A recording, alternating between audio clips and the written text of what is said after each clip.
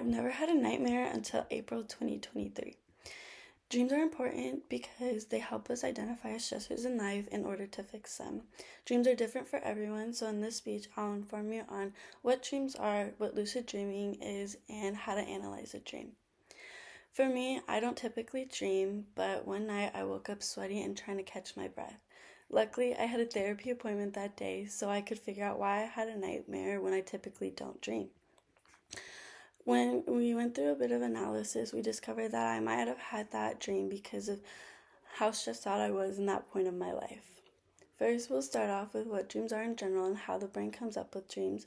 Second, I will examine lucid dreaming. And third, I will discuss how to analyze a dream. Starting off with what dreams are in general and how the brain comes up with them, according to Dr. Jeerup, dreams can simply be described as mental imagery or activity that occurs when you sleep. Since dreams are so tough to study, we really only know that dreams mainly occur in the rapid eye movement stage, mostly referred to as the REM stage.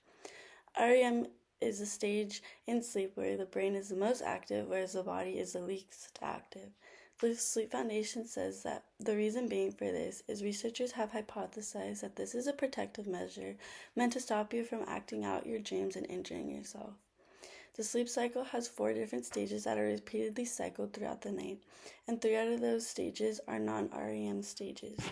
The Sleep Foundation says majority of your dreams are in the REM state of sleep, but can also be found in other stages as well, but typically are more vivid in the REM stage. According to the Sleep Foundation, the brain processes emotions during this stage as well, so dreams may be involved in emotional processing.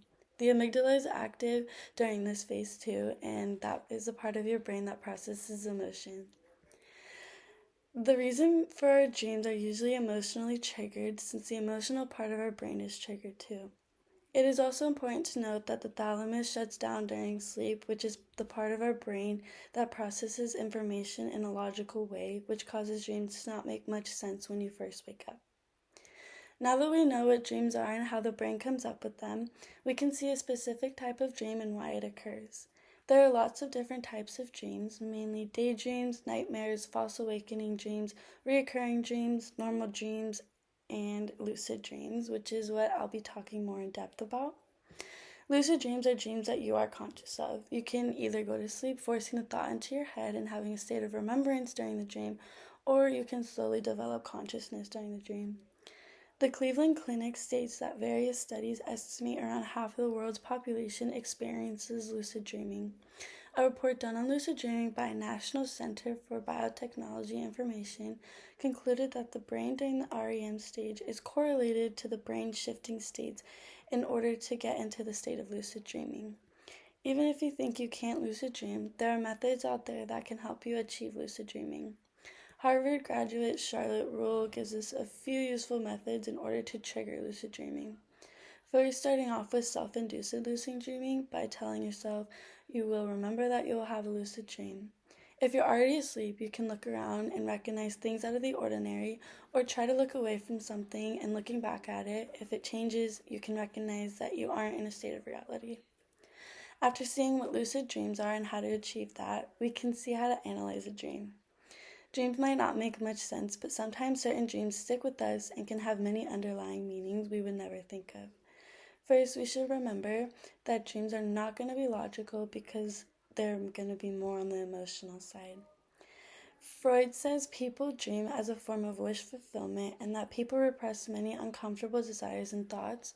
He also states that these repressed ideas reappear throughout in symbolic form through jokes, slip-ups while speaking, and dreams. If you'd like to thoroughly interpret a dream, you should look at any stressful or new things that come into your life. You should also take into account people you're close to and not just situations you encounter. According to Dr. Michael Bruce, you should focus on your own feelings since dreams tend to be niche to your own life. Also focus on certain settings and see if they have any important meaning to you. He also says that recurring themes are very important to keep track of in order to establish an actual meaning of your dream. After looking at what dreams are, what lucid dreaming is, and how to analyze a dream, we can see that dreams are important to understand because it can help us identify our stressors in life in order to fix them. Dreams are really still fascinating ideas that most people will encounter in their life. It is amazing to see what you can do with dreams and how impactful in the life they can be.